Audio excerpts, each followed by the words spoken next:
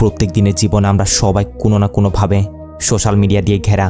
TV on করলে, mobile হাতে নিলে আমাদের সামনে কত রকমের নিউজ, কত কিছু না আসে, কিন্তু আমরা কজনই বা এই নিউজগুলোর পিছনের আসল সত্যতাটা জানার চেষ্টা করি। যেরকমটা আমাদেরকে গিলানো হয়, কিছু না জেনে শুনে আমরা সেরকমটাই গিলে যাই। আর এর পুরোপুরি ফয়দা ওঠায় এমন একদল দুষ্ট চক্র, যারা ফেমাস হওয়ার জন্য কোন লেভেলের পর্যন্ত খারাপ হতে পারে আপনার, আমার, সাধারণ জনগণ, আমাদের সবার কল্পনার বাইরে। আজকে আপনাদের জন্য এমন একটা মুভি নিয়ে এসেছি যেটা শুরু থেকে শেষ পর্যন্ত হুঁশ উড়িয়ে রেখে দিবে। বলছি বর্তমান সময়ের সাথে তাল মিলানো ক্রাইম থ্রিলার মুভি রাশ এর কথা।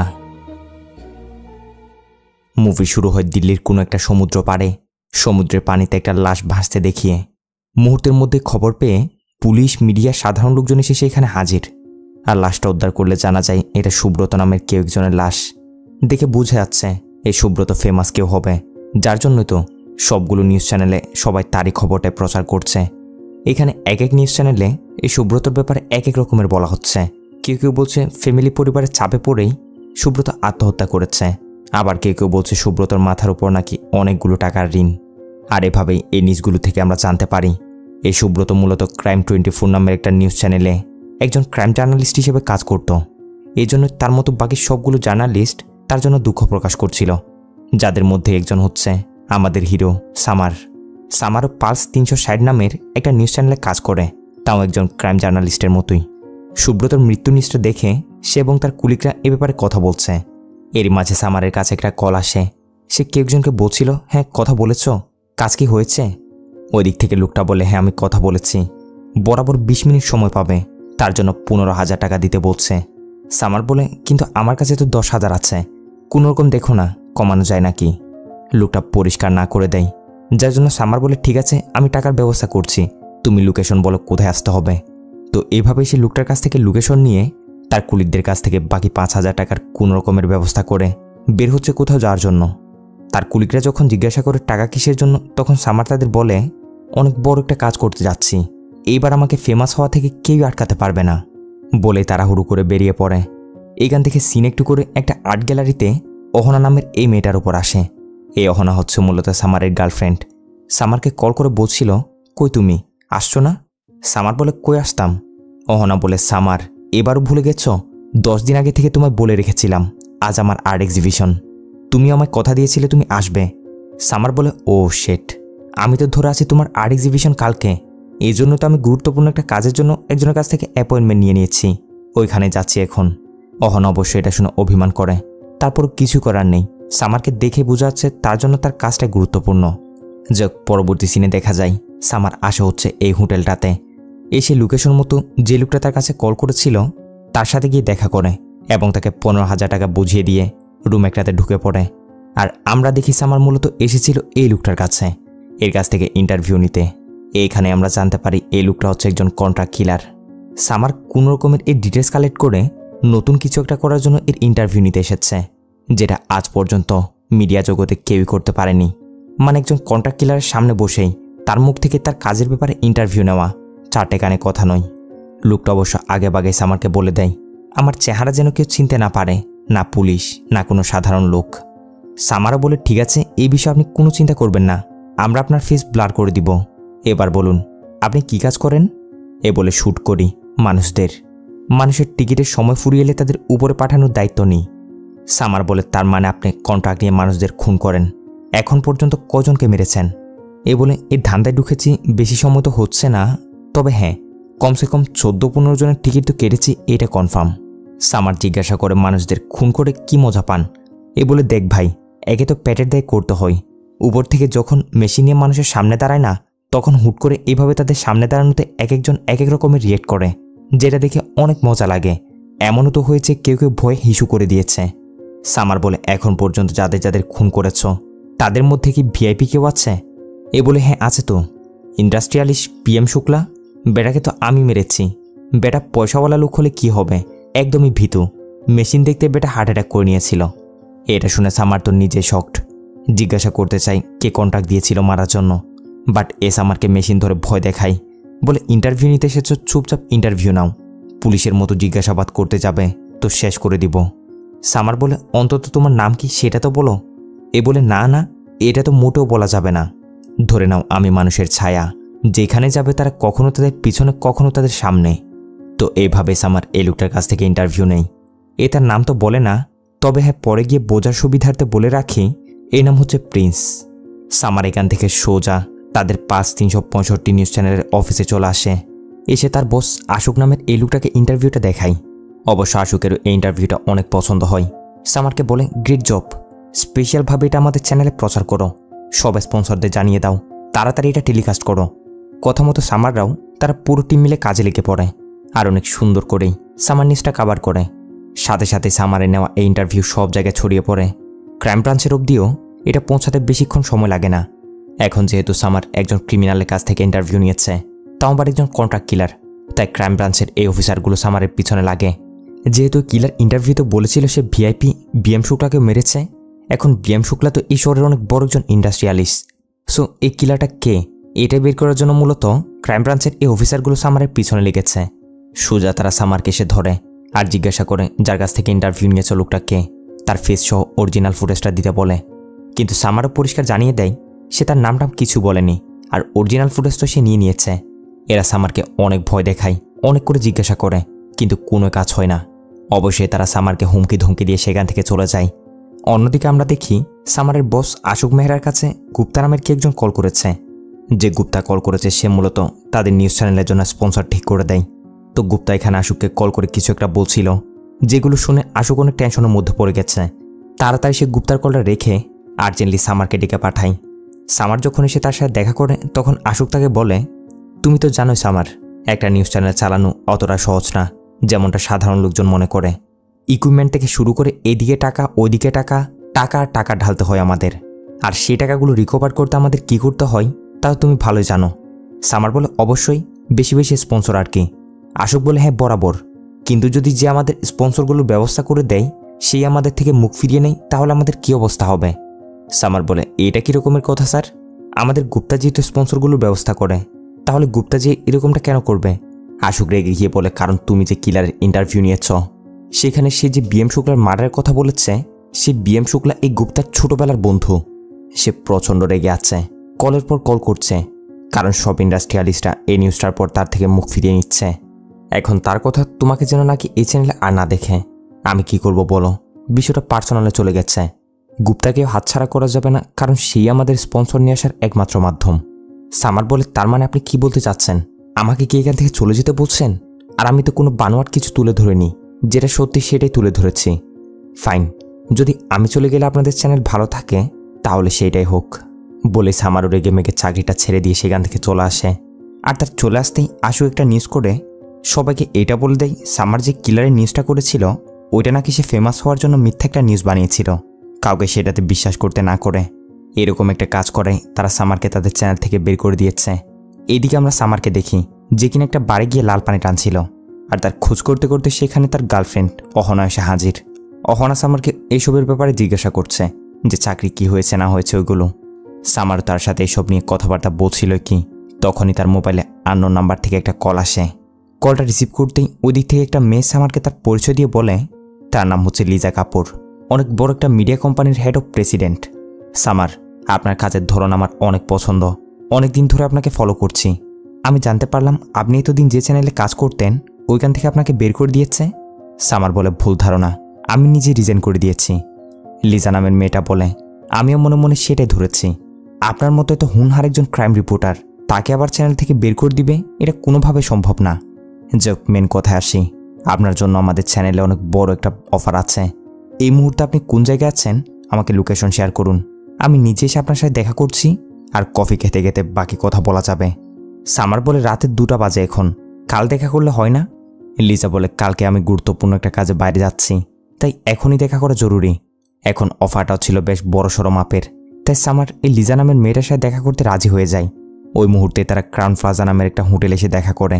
এটাই হচ্ছে সেই লিজা যার সাথে সামারের মোবাইলে কথা হয়েছিল। লিজা আসা মাত্রই সামারের তারিফ করতে শুরু করে দেয়, বলে, বিশ্বাস করবেন কিনা যায় না, আমি আপনার অনেক বড় একজন ভক্ত।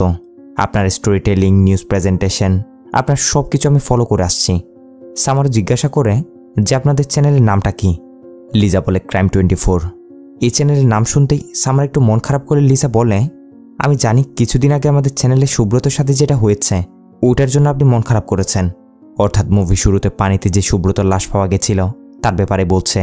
সুব্রত আমাদের চ্যানেলের চিফ এডিটর ছিল। বেচারা অনেক সাকসেসফুল একটা জীবনযাপন করছিল, কিন্তু হঠাৎই ওয়াইফের সাথে ডিভোর্স হওয়ার পর থেকেই অনেক ডিপ্রেশনের মধ্যে চলে যায়। সারাক্ষণ পেরেশান থাকতো। এইসবের কারণে ভুল রাস্তা বেছে নেয়, মানে নিজে নিজে আত্মহত্যা করে নিয়েছে। আমাদের বস রজর খান্নার অনেক পছন্দের একজন রিপোর্টার ছিল সুব্রত।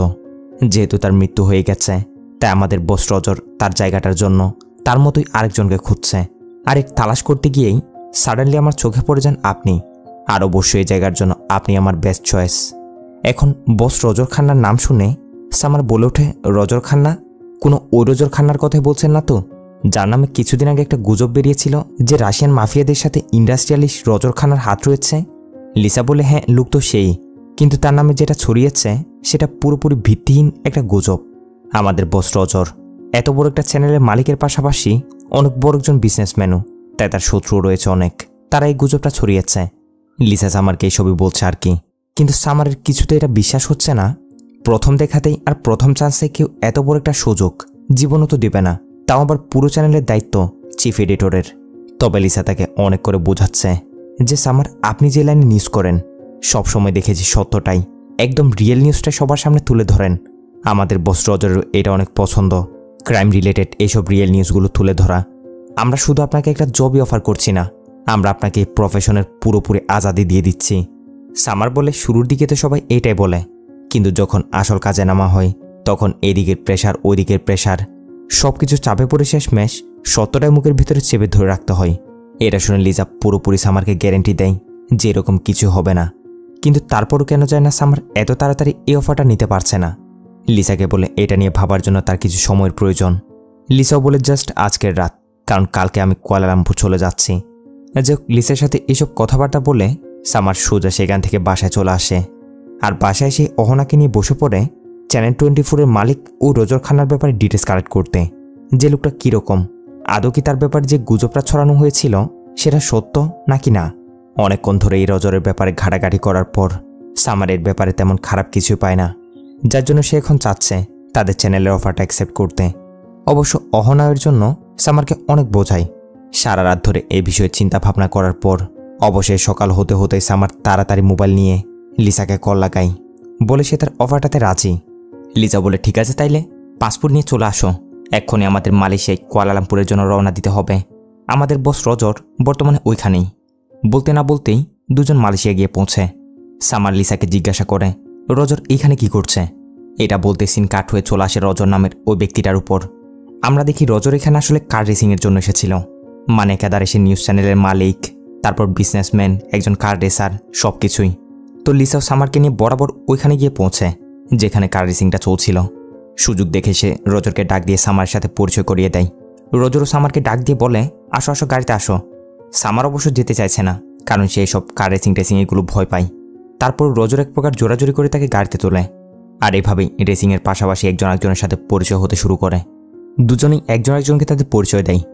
রজরও সামারকে কাজের ব্যাপারে বলছে আজকালকার পাবলিক যারা আছে না, তারা সবসময় সাধারণ নিউজের চেয়ে ক্রাইম রিলেটেড নিউজগুলো দেখতে বেশি পছন্দ করে। আর এই সূত্র ধরে আমি আমার চ্যানেলকে এগিয়ে নিয়ে যাচ্ছি। যেমনটা চ্যানেলের নাম ক্রাইম 24, তেমনই ঠিক আমাদের চ্যানেলে ক্রাইম রিলেটেড নিউজগুলোই, তাও আবার তাজা তাজা নিউজগুলি দেখানো হয়। দেশের মধ্যে 80%-এরও বেশি লোক এইসব নিউজগুলো পছন্দ করে। তাই আমি চাই তারা তাদের পছন্দের নিউজ দেখবে তো ঠিকই, কিন্তু তা শুধুমাত্র আমাদের চ্যানেলেই। তোমাকে বেশি কিছু করতে হবে না, তুমি জাস্ট আমাদের লোক যে নিউজগুলো এনে দিবে সেগুলোতে মাসালা লাগিয়ে পাবলিকের সামনে তুলে ধরবে। কি পারবে তো? সামার বলে, ঠিক আছে, আমি পুরোপুরি চেষ্টা করব। রজর বলে, শুধু চেষ্টাই নয়, আমাদের চ্যানেলকে নাম্বার 1 পজিশনে নিয়ে আসার জন্যই আমার এত সব কিছু। তো এসব নিয়ে আর কি দুজনের মধ্যে কথাবার্তা হয়। সাথে তার আজকের দিনটা এখানে জমিয়ে পার্টি শাটি করে। সামারেরও কাজের ব্যাপারে সব কিছু কনফার্ম হয়ে যায়, মানে তার স্যালারি থেকে শুরু করে ডিউটি, এসব কিছু আর কি। গাড়ি থেকে শুরু করে ফ্ল্যাট বাড়ি সব কিছু কোম্পানির তরফ থেকে দেওয়া হবে। অবশ্যই সবের মাঝে লিসাকে দেখা যায়, যে কিনা সামারের সাথে ফ্লার্ট করছে, তার কাছে আসার চেষ্টা করছে। কিন্তু সামার পরিষ্কার জানিয়ে দেয় যে সে অলরেডি অহনাকে অনেক ভালোবাসে, তার সাথে এসব করে লাভ নেই। যে এইভাবে আজকের দিনটা এখানে কাটানোর পর পরের দিন ফিরে এসে সামার অহনাকে সব কিছু জানায়। অহনাও বিশ্বাস করতে পারছে না যে এত তাড়াতাড়ি সামারকে এত কিছু দিয়ে দিয়েছে, যেগুলো মানুষ বছরের পর বছর কাজ করার পরও হাসিল করা কষ্ট হয়ে যায়। সামারও গৌরব করে বলে, ট্যালেন্ট দেখে সব কিছু হয়। এবার দেখে যাও, আমার এতদিনের অপূর্ণ ইচ্ছেগুলো সব কিছু ধীরে ধীরে পূর্ণ হবে। ফেমাস হওয়া থেকে এবার আমাকে কেউ আটকাতে পারবে না। সাথে খুব শীঘ্র আমাদের বিয়েটাও হয়ে যাবে। তো এত বড় একটা জব পাওয়ার খুশিতে সামার অহনাকে ঘুরতে নিয়ে যায়। তাকে নিয়ে অনেক সুন্দর একটা ট্যুর দেয়। একটা গানে গানে আমাদের তাদের সুন্দর সুন্দর কিছু মুহূর্ত দেখানো হয়। একটু স্কিপ করে পরবর্তী সিনের দিকে যাচ্ছি। সিন চলে আসে সেই ক্রাইম 24 চ্যানেলের অফিসে। আজকে সামারের এখানে প্রথম দিন। ভিতরে ঢুকতেই এত বড় একটা বিলাসবহুল অফিস দেখে সামার তো হা করে যায়। লিসা এসে সামারকে একে একে সবার সাথে পরিচয় করিয়ে দেয়। পুরো অফিস ঘুরিয়ে ঘুরিয়ে দেখায়। ততক্ষণে সামারের কেবিনটাও রেডি হয়ে যায়। সামারও তার পুরো একটা টিম বানিয়ে সবাইকে কিভাবে কাজ করবে সে সব কিছু বলে দেয়। কোন সময় থেকে কোন সময় কী নিউজ করবে সে সব কিছুর দায়িত্ব এখন সামারের উপরেই। এগুলো সে তার টিমকে বলছে। সাথে এটাও বলে তাদের লক্ষ্য এখন একটাই, নাম্বার 1 পজিশন। বলে সে সবাইকে কাজে লাগিয়ে দেয়। এদিকে বস রজরকে দেখা যায়, যে কিনা সামারকে তাদের স্পেশাল একটা রুম দেখাতে নিয়ে যাচ্ছে। আর এই রুমে আসতেই দেখা যায় এখানে অনেকগুলো আধুনিক যন্ত্রপাতি। এগুলো দেখে সামার রজরকে জিজ্ঞাসা করে, এত বড় সেটআপ এগুলো কিসের জন্য? রজর বলে, সামার, যে কোনো নিউজই কখন কার্যকারী আর কখন ইফেক্টিভ হয় জানো? যখন নিউজটা কোনো চ্যানেলে সবার আগে দেখানো হয়। এখন প্রশ্ন হচ্ছে, এসব নিউজগুলো আমরা সবার আগে কীভাবে পাবো? ইনফরমারের মাধ্যমে এসব নিউজগুলো সবার আগে পাওয়া সবসময় সম্ভব না। যার জন্য আমার এই সেটআপটা।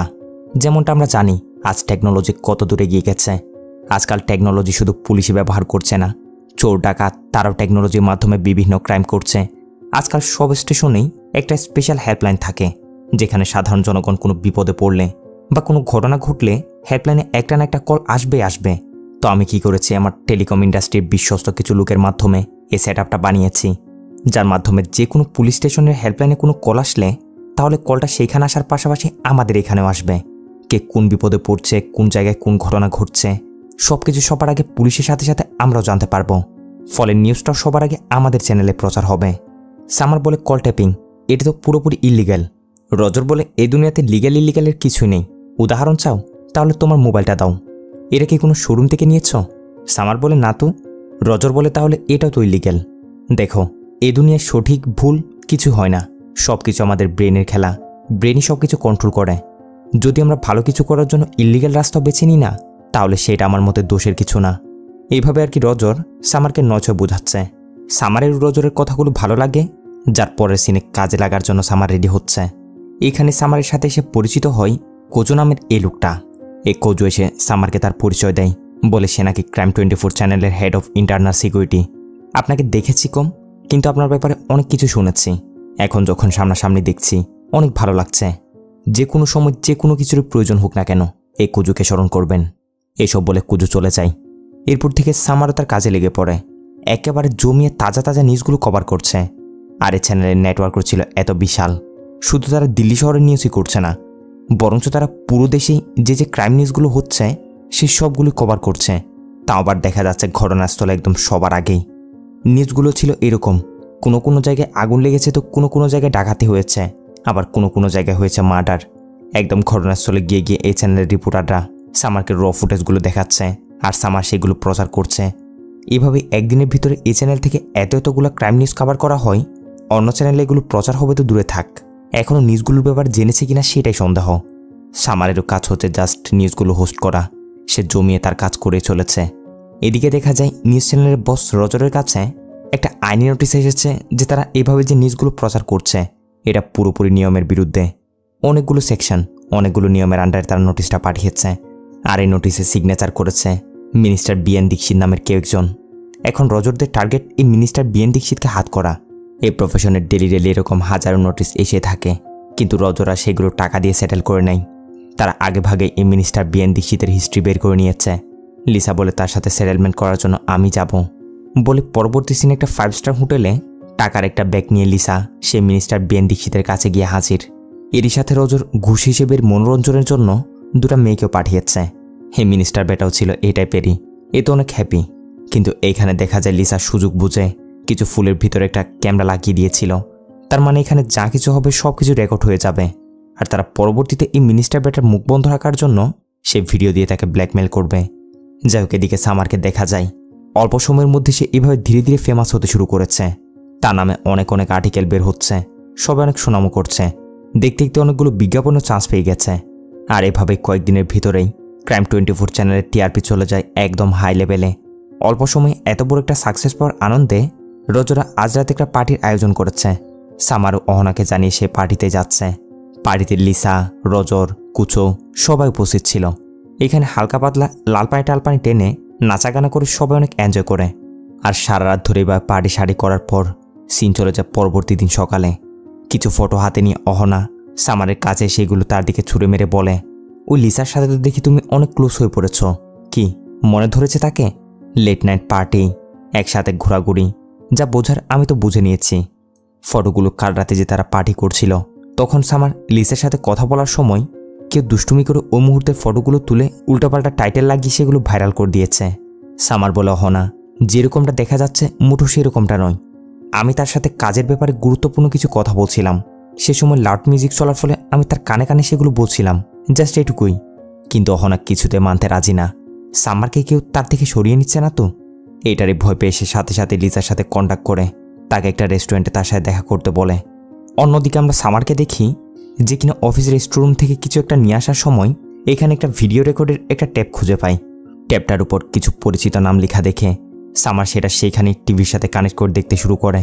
আর দেখা যায় এই ভিডিওতে একটা জঙ্গলে কিছু নাক্সাল বাচ্চাদের সাথে ওই রিপোর্টার সুব্রত এবং রাউকিন চাওলা নামের সামারের পরিচিত পুরনো কেউ একজন এখানে মাস্তি মজা করে ভিডিওটা বানাচ্ছে। রাউকিন নামের এই ছেলেটাকে ভিডিওতে দেখার সাথে সাথে সামার তাকে চিনতে পারে, কারণ কোনো এক সময় এই ছেলেটা সামারের সাথে তাদের পুরনো চ্যানেলে কাজ করেছিল। সামার এ বিষয়ের সাথে সাথে লিসাকে গিয়ে জিজ্ঞাসা করে যে লিসা, রাউকিন কি এখানেও কাজ করতো?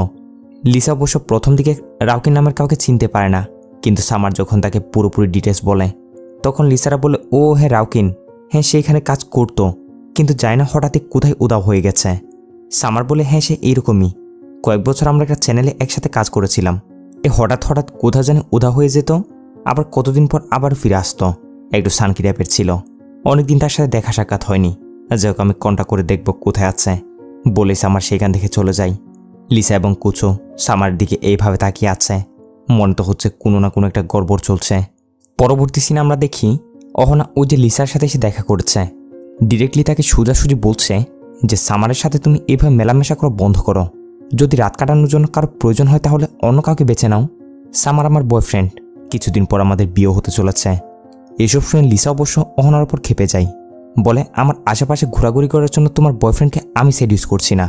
অন্যের উপর আঙুল না তুলে তুমি নিজেই তোমার বয়ফ্রেন্ডকে নিজের আঁচলের সাথে বেঁধে রাখো। এভাবে অহনার মুখের উপর এসব বলে লিসা সেখান থেকে চলে যায়। ওইদিকে আমরা সামারকে দেখি যে কিনা রাউকিন নামের ওই ছেলেটার সাথে যোগাযোগ করার চেষ্টা করছে। তার কাছে রাউকিনের যে নাম্বারটা ছিল ওইটাতে সে কল দেয়, কিন্তু নাম্বারটা বন্ধ বলছে। অবশ্যই ফেসবুকে সার্চ করে তাকে সেখান থেকে খুঁজে বের করে সেখানে মেসেজ দেয়, কিন্তু ওই দিক থেকে রিকিনের কোনো রিপ্লাই পাওয়া যায় না। এরপর কাজকাম শেষ করে বাসার দিকে ফেরার সময় পার্কিং লটে আসতেই কেউ আড়াল থেকে সামারকে বলে ওঠে, হাই সামার। আর এটা অন্য কেউ ছিল না, এটা ছিল রিকিন নামের সে ছেলেটাই। সামার তো রিকিনকে এইভাবে দেখে শকড, জিজ্ঞাসা করে, রিকিন তুমি কই ছিলে তো দিন? রিকিন বলে, তারা তাহলে তোমাকেও ফ্ল্যাট বাড়ি দিয়েছে, BMW গাড়ি দিয়েছে, তাই তো? সামার বলে, আমাকেও মানে বুঝতে পারেনি। রিকিন বলে, সুব্রতকেও তারা এইসব দিয়েছিল, কিন্তু তার সাথে পরবর্তীতে তারা কি করেছে ওইটা তোমার জানা দরকার। সুব্রতকে তারা মেরে ফেলেছে। এই ক্রাইম 24 চ্যানেলের boss Roger, head of president Lisa আর ইন্টারনাল সিকিউরিটি অফিসার ওই কুচো, তারা তিনজনে মিলে সুব্রতকে মেরেছে। আর তারা কত বড় যে একটা ক্রাইম করছে সেটা জানলে তোমার গায়ের লোম দাঁড়িয়ে যাবে। যেসব ক্রাইম নিউজগুলো তারা তোমাকে দিয়ে প্রচার করাচ্ছে না, ওই জায়গায় আগুন লেগেছে, ওই জায়গায় মার্ডার হয়েছে, সে সব কিছু তারা নিজেরাই তাদের ভাড়া করা গুন্ডা দিয়ে করাচ্ছে। সবার আগে নিউজগুলো দেখিয়ে চ্যানেলের টিআরপি বাড়ানোর জন্যই ভাড়া করা গুন্ডা দিয়ে তারা এমন এমন ক্রাইম করাচ্ছে যেগুলো তুমি কল্পনা করতে পারবে না। সুব্রতর মতো তারা তোমাকেও সিলেক্ট করেছে সেগুলো প্রচার করার জন্য, কারণ তুমি বর্তমান ট্রেন্ডিংয়ের নাম্বার 1 ক্রাইম রিপোর্টার। এই যে তারা তোমাকে বিলাসবহুল একটা জীবন দিল, এত বড় অফিস, এত বড় সেট আপ, এত কিছু দেখালো না, সবগুলো তাদের সাজানো নাটক, সবগুলো টেম্পোরারি।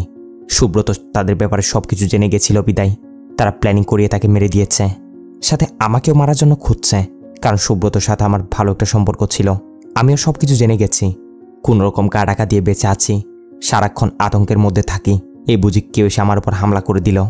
সামার কোনোভাবেই এইসব কথা বিশ্বাস করছে না, কিন্তু রিকিন তাকে পাগলের মতো বলে যায় যে সময় থাকতে সতর্ক হয়ে যাও, না হলে তুমিও মারা যাবে। এইসব বলে রিকিন দৌড়ে তাড়াহুড়ো করে তাড়াতাড়ি সেখান থেকে পালাতে শুরু করে। আর দেখে এমনটা মনে হয় যেন কেউ রিকিনের পিছু নিচ্ছে। এদিকে সামারের মাথা থেকে রিকিনের কথাগুলো বেরিয়ে হচ্ছে না, তার মাথায় সেগুলো ঘুরপাক খাচ্ছে। এর উপর আবার বাসায় এসে দেখে অহনা প্রচণ্ড অভিমান করেছে, কাপড় চোপড় প্যাকিং করছিল চলে যাওয়ার জন্য। সামার কোনোরকম তাকে বুস্টুস দিয়ে শান্ত করে। অন্যদিকে আমরা রিকিনকে দেখি যে কিনা কোনোরকম এদিক সেদিক পালিয়ে বেড়াচ্ছে।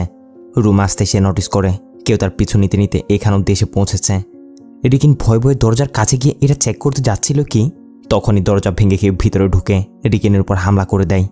শুধু হামলায় না, অনেক বাজেভাবে তাকে দৌড়ে একেবারে জানে শেষ করে দেয়। পরবর্তী সিনে দেখা যায় সামার অফিসে আসতেই তাদের চ্যানেলের নিউজে দেখে রিকিনের মৃত্যুর ব্যাপারে নিউজ চলছে। নিউজে বলা হচ্ছিল রিকিন নাকি নিজে নিজেই নিজেকে শেষ করে দিয়েছে। এইসব দেখে সামার তো কিছু বুঝতে পারছে না এসব কি হচ্ছে। কাল রাতে রিকিন তাকে কী সব বলেছিল আর আজকে তার মৃত্যুর খবর, অবশ্যই এটা চিন্তার বিষয়। সামার এখানে রিকিন তাকে যেসব কথাগুলো বলেছিল সে ব্যাপারে কোনো প্রমাণ পায় কিনা বা এরকম কিছু পায় কিনা সেটা খুঁজতে শুরু করে। সাথে তার মাথায় বারবার রিকিনের কথাগুলো বাড়ি খাচ্ছে। এভাবে সামার যখন পুরো অফিসটা তল্লাশি নিচ্ছে তখনই তার সামনে এসে পড়ে ওই ইন্টারনাল সিকিউরিটি অফিসার কুজো সামারকে বলে, কি করছেন আপনি এখানে? চলুন চলুন, আপনার শুয়ের টাইম হয়েছে। এইভাবে সে এক প্রকার সামারকে জোরজবস্তি করে শুয়ের জন্য নিয়ে যায়। এখান থেকে সিন একটু করে রাতের অন্ধকারে শুনশান একটা জায়গায় একটা গাড়ির ভিতর 3 জন বন্ধুর উপর চলে আসে। এরা 3 জন কোথাও ঘুরতে বেরিয়েছিল। গাড়ি এক পাশে দাঁড় করিয়ে লাল পানি টালপানি টানছে। তখনই হুট করে কুদ থেকে একটা লোক এসে কোনো কথা ছাড়াই 3 জনকে ধুমধাম গুলি করে দিয়ে সেখান থেকে চলে যায়। এখন এদিকে সামারকে দেখা যায় তাকে সেই নিউজটা প্রচার করার জন্য বলা হচ্ছে। সামারও কিছু বুঝে উঠতে পারছে না, এক প্রকার বাধ্য। যে সামার আগে তো অভিজ্ঞতার সাথে নিউজ পড়তো, এখন সে সামারকে এক লাইন বলতে গিয়ে 2 গ্লাস পানি খেতে হচ্ছে। মানে সে এখন পরিষ্কার বুঝতে পারছে রিকিন তাকে যে কথাগুলো বলেছিল সেগুলো কোনো ভুলভাল কথা না, কোনো না কোনো একটা গড়বড় তো নিশ্চয় চলছে। আর না পেরে সে সোজা তাড়াতাড়ি অফিস থেকে বেরিয়ে যায়। এদিকে তার উপর পুরোপুরি লিসারা নজর রাখছিল। লিসা তাকে কল করে বলে, সামার আমরা জানি এতক্ষণে তুমি সত্যটা জেনে গেছ। সামার বলে, তোমরা জেনে বুঝে আমাকে একজন ক্রাইম রিপোর্টার থেকে একজন ক্রিমিনালের দিকে ঠেলে দিচ্ছিলে। আগে জানতে পারলে আমি জীবনও এসব নিউজগুলো করতাম না। লিসা তাকে অনেক রকমের লোভ দেখাচ্ছে যে তোমার সামনে সুন্দর একটা ভবিষ্যৎ পড়ে আছে, মাথা ঠান্ডা করে আমাদের সাথে হাত মিলিয়ে কাজ করো, টাকা পয়সা বিলাসবহুল জীবন কোনো কিছুরই কমতি থাকবে না। সামার বলে, আমিও তোমাদের জন্য একটা বিলাসবহুল লাইফের ব্যবস্থা করতে যাচ্ছি, তাও আবার হাজতের পেছনে। লিসা তাকে অনেক করে বলছে যে দেখো সামার, তোমাকে আমার পছন্দ বলে আমি তোমাকে বাঁচাতে যাচ্ছি, জলদি আমাদের কাছে ফিরে আসো। কিন্তু সামার কিছুতে রাজি হচ্ছে না। আর এসব বলতে বলতে কোজো এসে সামারের উপর হামলা করার চেষ্টাও করে, কিন্তু সামার কোনো রকমের গাড়ি ঘুরিয়ে অন্যদিকে চলে যায়। এরই সাথে সামার তাড়াতাড়ি অহনাকে কল করে সতর্ক করে দিচ্ছে যে জলদি বাসা থেকে কোনো সেফ লোকেশনে চলে যাওয়ার জন্য, কারণ এরা সামারকে ধরতে অহনার ক্ষতি করতে পারে।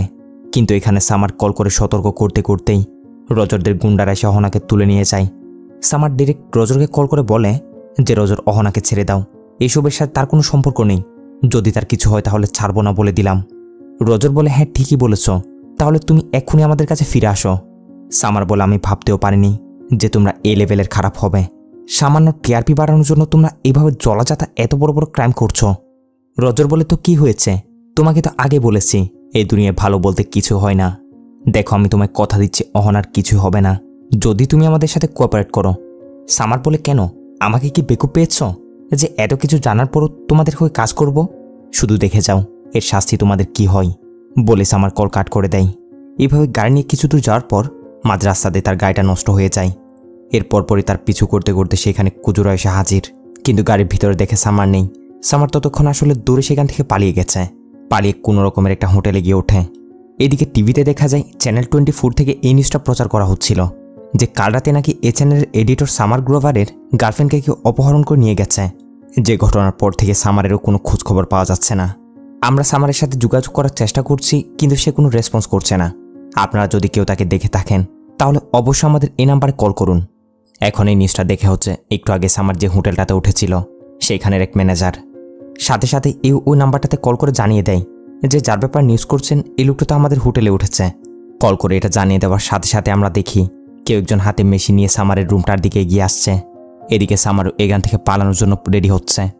তখনই দরজায় কেউ একজন এসে নক করলে সামার ধীরে ধীরে দরজা খুলতে চায়, আর দরজা খুলতেই ধুম করে কেউ একজন এসে তার উপর গান পয়েন্ট করে নেয়। আর এইখানে দেখা যায় রজর আসলে যে কিলারটাকে সামারকে মারার জন্য পাঠিয়েছিল সেটা অন্য কেউ নয়, এই কিলারটা হচ্ছে প্রিন্স নামের ওই কন্ট্রাক্ট কিলার। মুভি শুরুতে সামার যে লোকটার ইন্টারভিউ নিয়েছিল। প্রিন্স তো সামারকে দেখা মাত্র সাথে সাথে চিনতে পারে, বলে ওঠে, আবে তুই? শেষমেশ তোকে মারার জন্য কন্ট্রাক্ট পেয়েছি। কি লাগ দেখ তোর, আমার জায়গায় অন্য কেউ হলে তো তখন উপরে চলে গেছিলি। আমি তোকে চিনেছি বিদায়, তুই আমার ইন্টারভিউ নেওয়া সত্ত্বেও আমার ব্যাপারে কাউকে বলিসনি। এই সম্পর্ক থেকে আমি তোকে ছেড়ে দিয়েছি, কিন্তু বেশি খুশি হয়ে লাভ নেই। যাদের সাথে পাঙ্গা নিয়েছিস না, তারা একদমই খারাপ লোক। আমি ছেড়ে দিলেও অন্য কেউ এসে তোকে টপকিয়ে দিয়ে যাবে। সামার বলে, এই মুহূর্তে আমার তোমার সাহায্যের প্রয়োজন, আমি এর জন্য তোমাকে টাকাও দিব, আমাকে সাহায্য করো। এই রিস্ক নিতে প্রিন্স কিছুতে রাজি না, বলে ওরা যদি জানতে পারে না তাহলে তোর সাথে সাথে আমাকে উপরে পাঠিয়ে দিবে। সামার অনেক রিকোয়েস্ট করার পরও প্রিন্স কিছুতে রাজি হচ্ছে না। সামার বলে, তাহলে সোজাসুজি বলো যে তুমি কাপুরুষ, ভীতু। প্রিন্স বলে, হ্যাঁ ভাই, তুই যাই মনে করিস। যেমনটা তোকে আমি ইন্টারভিউতে বলেছিলাম না যে আমি ভিআইপি বিয়ান শুক্লার মার্ডার করেছি, সব কিছু মিথ্যে, জাস্ট মজা করেছি। আমার অত বড় অকাদ এখনো হয়নি, এই তো জাস্ট ছোটোখাটো কন্ট্রাক্ট নিই। সামার বলে, মজা নিয়েছ তাই তো? তোমার মজার জন্যই আজ আমার এই পরিস্থিতি।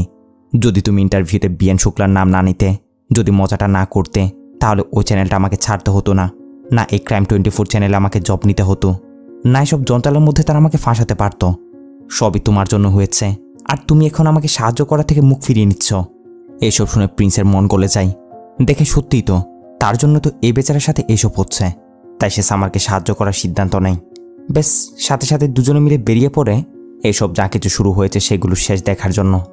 সিনিকান থেকে একটু করে অহনার উপর চলে আসে, যাকে কিনা পরিত্যক্ত একটা গোডাউনে বন্দি করে রাখা হয়েছে।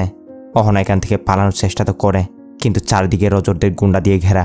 এইখানে লিসাও এসে অহনাকে অনেক ভয় দেখায়, বলছে সামার এবং তোমার এখনো পুরো জিন্দেগি পড়ে আছে, তুমি সামারকে বোঝাও যেন আমাদের কথা মতো আমাদের কাজ করে। অহনা হানা কোনো জবাব দেয় না, যার জন্য লিসা তাকে হুমকি ধমকি দিয়ে সেখান থেকে চলে যায়। এর পরপরই ক্রাইম 24 চ্যানেল থেকে একটা নিউজ প্রচার করা হয়, যেখানে কিডন্যাপাররা অহনা একটা ভিডিও পাঠিয়েছে, যেখানে দেখা যাচ্ছে রজরের গুন্ডারা কিডন্যাপার সেজে টাকার একটা ডিমান্ড রেখে বিষয়টাকে এমনভাবে সাজানোর চেষ্টা করছে যেন অহনাকে টাকার জন্য কিডন্যাপ করা হয়েছে। লিসারা কিন্তু এখানে একটা মাস্টার গেম খেলছে, যেন পরবর্তীতে তাদের উপর কোনো দোষ না আসে। এখন এই নিউজটা দেখে একটু একটু সন্দেহ লাগে হচ্ছে সামার আগে যে 5365 চ্যানেলে কাজ করত সেখানের বস আশুকের কথা হচ্ছে, যদি এটা কিডন্যাপিংই হয় তাহলে প্রত্যেকটা কিডন্যাপার তো চাই বেশি বেশি অ্যাটেনশন পাওয়ার জন্য, কিন্তু এখানে শুধুমাত্র ভিডিও ক্লিপটা পাঠানো হয়েছে এই চ্যানেলকেই, আমাদেরকে বা অন্যান্য চ্যানেলকে কেন পাঠানো হয়নি? নিশ্চয় কোনো একটা গড়বড় চলছে। এরই সাথে সাথে দেখা যায় রজররা একের পর এক নিউজ করে করে অহনারে কিডন্যাপিংয়ের দোষটা সামারের উপর তুলে দিচ্ছে। রজর বলছে, আমরা সামারের সাথে যোগাযোগ করতে পারছি না। সামার, তুমি যেখানে থাকো আমাদের সাথে কন্ট্যাক্ট করো, অহনাকে ছেড়ে দাও, যা টাকা লাগে তোমাকে আমরা দিব। এদিকে সামারকে দেখা যায় যে কিনা বর্তমানে প্রিন্সের বাসাতে রয়েছে। ঠিক ওই সময় সেখানে প্রিন্সের তালাশ করতে করতে রজরের লোক কুজুরা এসে হাজির। কুজুরায় মূলত সামারকে মারার কন্ট্রাক্টটা প্রিন্সকে দিয়েছিল। এখন প্রিন্স কল রিসিভ করছে না দেখে তারা সোজা তার বাসায় এসেছে। তবে প্রিন্স বিষয়টা বুঝতে পেরে সামারকে নিয়ে তাড়াতাড়ি ছাদের দিকে চলে যায়। যাওয়ার আগে তার ওয়াইফকে শিখিয়ে দিয়ে যায় যেন সে কুজুদের এটাই বলে যে সে বাসায় নেই, সেটাই করে। এরই সাথে কুজু যাতে সন্দেহ না করে, যার জন্য প্রিন্স তাকে কল দিয়ে বলে, যে কাজটা দিয়েছ সেটা ডান, বেটাকে মেরে দিয়েছি, আল্লাহটা ঠিকানা লাগাচ্ছিলাম, যার জন্য তোমার কল রিসিভ করতে পারেনি। কুজু বলছে, আমি এক্ষুনি প্রমাণ দেখতে চাই, কিন্তু প্রিন্সের কথা এখনই আমি তোমাকে দেখিয়ে দিব, এরপর পুলিশ আমার পিছনে লাগবে। আবার বন্দুক দিয়ে ধোঁয়া বেরোচ্ছে, এখনও সিট কভারে ব্লাড লেগে আছে। জবান দিয়েছি, এর উপর বিশ্বাস রাখ, কালকে সকালে এসে তার লাশ আরামসে দেখে যাস। আর হ্যাঁ হ্যাঁ শোন, একা আসবি কিন্তু, মানুষের ভিড়টির এসব আমার পছন্দ না। বলে প্রিন্স কলটা কাট করে দেয়। কুজুরা সেখান থেকে চলে যায়। আপাতত সামার যেন হাঁপ ছেড়ে বাঁচল। সামার তাকে জিজ্ঞাসা করে যে পুরো দেশের মধ্যে রজর নিউজের জন্য এই ক্রাইমগুলো কিভাবে করছে, এসব তো এত সহজে সম্ভব না, এই ব্যাপারে তুমি কি কিছু জানো? প্রিন্স বলতে শুরু করে, শহরের অন্যতম স্মাগলার রাজা চৌধুরীর মাধ্যমেই তারা এসব করাচ্ছে। পুরো দেশের মধ্যে এই রাজা চৌধুরীর নেটওয়ার্ক অনেক বিশাল। রাজা চৌধুরীর সাথে রজরদের ডিল হয়েছে, তারা রাজা চৌধুরীর অনেকগুলো ব্ল্যাক মানি হোয়াইট করে দিবে। এর বদলে রাজা চৌধুরীর তার লোকজনদেরকে দিয়ে রজরের কথা মতো পুরো শহরের মধ্যে বিভিন্ন ধরনের ক্রাইম করবে। আমাদেরকে দিয়ে এসব করাতো, এরপর এসব নিউজ রজররা এনে দিত তোমাদের। মানে সিম্পল ভাষায় ক্রাইম কমে গেলে তো চ্যানেল বন্ধ হয়ে যাবে। আর তাছাড়া এইসব নিউজগুলো যদি সবার আগে দেখানো যায়, এই জন্য তারা এসব করছে। সিন শিফট হয়ে যায় পরবর্তী দিন লিসা এবং রজরের উপর, যারা কিনা প্ল্যান বানাচ্ছিল সামারের লাশ আইডেন্টিফাই করার পর তারা নিউজটা কিভাবে সাজাবে। রজর বলে, জাস্ট বলে দিব কিডন্যাপিংয়ের প্ল্যানটা সামার করেছে, এরপর তাদের মধ্যে বনিবনা হয়নি, যার জন্য তারা সামারকে হত্যা করেছে, পাশাপাশি অহনাকেও। অর্থাৎ তারা সামারের লাশ আইডেন্টিফাই করার সাথে সাথেই অহনাকেও শেষ করে দিবে। এদিকে কুজুকে দেখা যায় যে কিনা প্রিন্সের কথা মতো সামারের লাশ আইডেন্টিফাই করতে এসেছে। একটু পর প্রিন্সও গাড়ি নিয়ে সেখানে এসে হাজির। কুজু যখন জিজ্ঞাসা করে লাশ কোথায়, প্রিন্স তাকে গাড়িতে উঠতে বলে। আর কুজু গাড়িতে উঠতেই পিছন থেকে সামার তাকে গান পয়েন্ট করে নেয়। এটা দেখে কুজু প্রিন্সের উপর অনেক রেগে যায়। একটা ছুরি দিয়ে প্রিন্সকে মেরে তাড়াতাড়ি গাড়ি থেকে বেরিয়ে যায়। এদিকে সামারও তাকে গান পয়েন্ট করে রেখেছে। প্রিন্স তো বলছিল মেরে দেওয়ার জন্য। অবশ্যই সামার কুজুর উপর গুলি চালিয়ে দেয়, তবে সেফ জায়গাতে মেরেছে। এরপর সামার কুজুকে ভয় দেখিয়ে জিজ্ঞাসা করে যে বল, অহনাকে তোরা কোথায় রেখেছিস? কুজু ভয় এবার সামারকে সব কিছু বলে দেয়। সামারের সাথে সাথে কুজুকে মেরে ধরে প্রিন্সকে নিয়ে সাথে সাথে ওইখানে গিয়ে হাজির। একেবারে পুরো প্রস্তুতি নিয়ে এসেছে। আসামাত্র দুজন এক এক করে এখানে গুন্ডাগুলোকে ধুমধাম করে মারতে শুরু করে দেয়। আর সত্যি এখানে প্রিন্স সামারকে যে সাহায্যটা করছে একেবারে অসাধারণ। যোগ এভাবে দুজন মিলে এখানে তাণ্ডব চালিয়ে অবশ্যই অহনাকে বাঁচিয়ে নেয়। এরপর তাড়াতাড়ি সেখান থেকে বেরিয়ে যায়। সেফলি তারা সেখান থেকে প্রিন্সের বাসায় চলে আসে। এসবের ফলে অহনা অবশ্য এত পরিমাণে ভয় পেয়ে গেছে, সামারকে বলছে এখন কি হবে আমাদের? এই রোজর তো এত সহজে আমাদের পিছু ছাড়বে না। সামার অহনাকে শান্ত করে বলে ভয় পেও না, আমার কাছে একটা প্ল্যান আছে বলে সে লিসাকে কল লাগায়। লিসাকে কল দিয়ে বলতে শুরু করে এগুলো যা কিছু শুরু হয়েছে আমি এসবের শেষ চাই। আমি তোমাদের সাথে একটা ডিল করতে রাজি। রজরের সাথে আমি সামনাসামনি গিয়ে কথা বলতে চাই, আর এর জন্য ব্যবস্থা করে দিবে তুমি। সাথে একটা কথা কান খুলে শুনে রাখো, ক্রাইমের এই জগতে তোমরাই আমাকে জোরজবস্তি ঢুকিয়েছ। আর এই ফিল্ডে আমি এরকম কয়েকজন বন্ধু বানিয়ে নিয়েছি যারা আমার কথায় যে কোনো কিছু করতে রাজি। সব ভুলে আমার সাথে কোনো হুঁশিয়ারি করার চেষ্টা করবে না। লিসাও সামারের কথা মতো রাজি। পরবর্তী সিনে দেখা যায় সেটেলমেন্টের জন্য রজরা সামারকে এ জায়গায় ডেকেছে। কথা মতো সামার রজরের কাছে আসে। রজর বলে যদি প্রথমে আমাদের কথা মেনে নিতে তাহলে আজ এত সব হতো না। তোমার চোখে হয়তো আমরা যা করছি সেগুলো ক্রাইম মনে হচ্ছে, কিন্তু আমার চোখে একদমই সেরকমটা নয়। দেশকে আগে বাড়ানোর জন্য দেশের পপুলেশনটা কমানো অনেক জরুরি। এই হিসেবে আমি যা করছি সেটা একদমই সঠিক। সামার বলে এখন আমি আর অত সব কিছু দেখছি না, আমি এখানে সেটেলমেন্টের জন্য এসেছি। আমাকে টাকা দাও, এরপর আমি আমার রাস্তায় আর তোমরা তোমাদের রাস্তায়। টাকার অ্যামাউন্ট 25 কোটি। রজর অবশ্য এই ডিলটাতে রাজি। বলে ঠিক আছে, রোজবিলা হোটেল, রুম নাম্বার 808, রাত ঠিক 9টায় তোমার টাকা তুমি সেখানে পেয়ে যাবে। এইসব কিছু বলে সামার সেখান থেকে চলে আসে। সিন শিফট হয়ে যায় রাতে। এখানে আমরা দেখি রজর আসলে টাকার বদলে ব্যাগের ভিতর কোনো একটা ধামাকা ঢুকিয়ে দিয়ে সামারকে জানে মেরে ফেলার প্ল্যান করেছে। মানে সামার যখনই ব্যাগটা খুলবেই সাথে সাথে ধুম। এসব কিছু প্ল্যান করে রজর ব্যাগ নিয়ে রওনা দিয়েছে। ওইদিকে আমরা সামারকে দেখি যে কিনা অন্য আরেক প্ল্যান সাজিয়ে রেখেছে। এখানে আমরা সামারকে তার ওই পুরনো নিউজ চ্যানেলের অফিসে দেখতে পাই, মানে পার্স 365 নিউজ চ্যানেলে। আশুকদের সব কিছু খুলে বলাতে আশুকরা সামারকে সাহায্য করছে। এই চ্যানেল থেকে তারা একটা লাইভ প্রোগ্রামের আয়োজন করে, যেখানে সামার রজরদের সব কালা চিট্টাগুলো একে একে খুলতে শুরু করে। সামার সবার উদ্দেশ্যে বলতে শুরু করে আজ আমি আপনাদের সামনে এমন একটা স্টোরি নিয়ে এসেছি যেগুলো শোনার পর আপনাদের গায়ের লোম দাঁড়িয়ে যাবে। আপনারা কল্পনা করতে পারবেন না যে এমনটাও হতে পারে। এই গল্পে আপনারা এমন কিছু লোকের সাথে পরিচয় হবেন যারা সামান্য কিছু টাকা এবং ফেমাস হওয়ার জন্য কোন লেভেলে পর্যন্ত চলে যেতে পারে আপনার আমার ধারণার বাইরে। জি হ্যাঁ, বলছি ক্রাইম 24 চ্যানেলের মালিক রজর খান্না এবং তার প্রতিষ্ঠানের ব্যাপারে। নিজেদের নাম্বার 1 বানিয়ে টাকা কামানোর পাগলামি তাদের অপরাধ জগতের এতদূর পর্যন্ত নিয়ে গেছে যেখানে তারা নিরীহ মানুষদের বলি দিতে দুবার পর্যন্ত ভাবছে না। নিজেদের চ্যানেলে সবার আগে নিউজ দেখিয়ে টিআরপি বাড়ানোর জন্য তারা তাদের ভাড়া করা গুন্ডা দিয়ে নিজেরাই ক্রাইম করে সেটা সংবাদের মতো প্রচার করছে। নিজেরাই তারা মার্ডার করে মানুষের ঘরবাড়ি জ্বালিয়ে দিয়ে লুটপাট করে সে সব কিছু আবার নিজেদের চ্যানেলে দেখায়। আর এইসব ক্রাইমগুলো তারা পরিপূর্ণ করার জন্য সাহায্য নিয়েছে শহরের অন্যতম স্মাগলার রাজা চৌধুরীর। বদলে তারা রাজা চৌধুরীকে দিয়েছে অনেকগুলো টাকা। রাজা চৌধুরীর লোকদের দিয়ে তারা এমন এমন ক্রাইম করিয়েছে। এরপর সে ক্রাইমের নিউজগুলো রিপোর্ট করার জন্য তারা সেখানে আগে থেকে তাদের লোক প্রস্তুত করে রাখত। এসবের রজরের সাথে তার 2 খাস লোক লিসা কাপুর এবং কুচো জড়িত। একদিন ক্রাইম রিপোর্টার সুব্রত এবং ক্যামেরাম্যান রিকিন তাদের কুকর্মের ব্যাপারে সবকিছু জেনে যায়, যার জন্য তারা প্ল্যানিং করে সুব্রতকে তো মেরে দেয়। কিন্তু রিকিন এতদিন কোনো রকমের পালিয়ে বেড়াচ্ছিল, বাট কিছুদিন আগে তারা তাকেও খুঁজে বের করে মেরে দিয়েছে। এমনকি আমার সাথেও সেম ঘটনায় ঘটছে। আমাকে তারা অনেক রকম করে মারার চেষ্টা করেছে, অনেক রকম করে ফাঁসানোর চেষ্টা করেছে। আমার ফিয়ন্সি অহনাকে কিডন্যাপ করে আমাকে অনেক ভয় দেখিয়েছে। কিন্তু কথায় আছে না, উপরওয়ালা না চাইলে কেউ তোমার চুলও ছিঁড়তে পারবে না। আপনাদের হয়তো মনে হতে পারে আমি এসব কোনো মন করা কাহিনী বলছি। জি না, অলরেডি সব কিছু ডিটেলস প্রমাণ সহ ক্রাইম ব্রাঞ্চের হাতে পৌঁছে দিয়েছি। আর এই ভিডিও ক্লিপটা দেখলে আপনাদের সব ক্লিয়ার হয়ে যাবে। বলে আমার লাইভ একটা ভিডিও ক্লিপ দেখাই। যে ভিডিওটা হচ্ছে সে যে রজরের সাথে সেটেলমেন্ট করতে গিয়েছিল না, আসলে সে সেটেলমেন্টের নাম করে একটা হিডেন ক্যামেরা লাগিয়ে সব কিছু ভিডিও করে নিয়েছিল। চালাকি করে সে তখন রজরের মুখ দিয়েই সব কিছু বের করে নিয়েছিল, যেগুলো ভিডিও হয়ে যায় আর এখন সব কিছু সবার সামনে চলে আসে।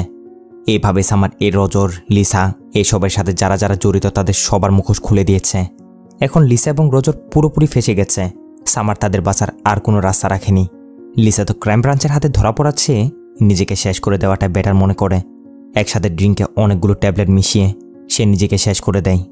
এরপর পরে ক্রাইম ব্রাঞ্চের লোক এসে রজরকেও গ্রেপ্তার করে নিয়েছে। এরই সাথে রাজা চৌধুরী এবং তাদের সাথে আরও যারা যারা জড়িত ছিল সবাইকে ধরে ফেলা হয়েছে। সামার এমনভাবে তাদের পর্দা সবার সামনে ফাঁস করে দিয়েছে যা থেকে আর বের হতে পারবে না। দেখুন, কিছু কথা বলে চাই।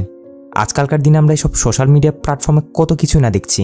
আমাদেরকে যেরকমটা গিলানো হয় আমরা সেরকমটাই গিলছি, কিন্তু কোন ঘটনার পিছনে কতটুকু সত্যতা, কোন ঘটনার পিছনে কী রহস্য লুকিয়ে আছে ওইটা নিয়ে আমরা একটিবারও পর্যন্ত ভাবি না। কোনো কিছু দেখা মাত্রই প্রথমে দৌড়ে যায় একদিকে, তারপর কিছুদিন পর তার সত্যতা বেরিয়ে আসার পর আবার দৌড়ে যায় অন্যদিকে। আমরা সবাই আসলে এরকমই।